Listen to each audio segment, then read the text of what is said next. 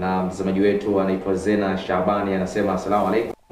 Sheikh anauliza ukisafiri unafaa uswali swala ya safar kwa muda gani?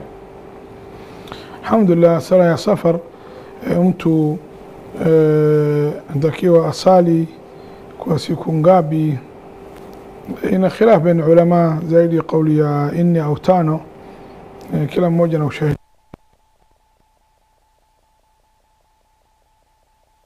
Ni mtu kama anasafiri na safari, hii kauli bora, sema kauli sahihi ni bora, ni rai wa ulama wengi. Mtu kama anasafiri kwenda sehemu lazima anajua wakati ya kurudi, na wengine hajui wakati anarudi, labda ameenda kwa matibabu au namfuatilia mtu fulani anamdai, hajui lini atampa ile kitu anamdai au kitu yote anafanana. Mtu ameenda kwa ile hajui atarudi lini.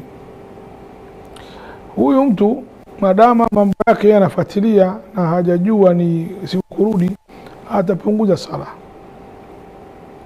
Manake shida amemzuia, kama Abdullah bin Umar sahabi mtukufu radhiallahu anhu, na Mungu amridhie yeye na babake, alikuwa ameenda upande wa Russia, amemfunga njiani barafu, mwaka mzima alikuwa anapunguza sala.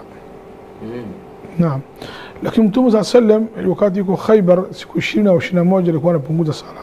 Mimi nasema ni tu Khaybar.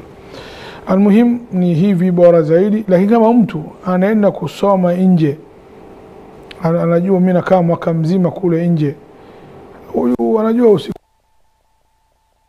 siku 4 takiwa asali sala kawaida.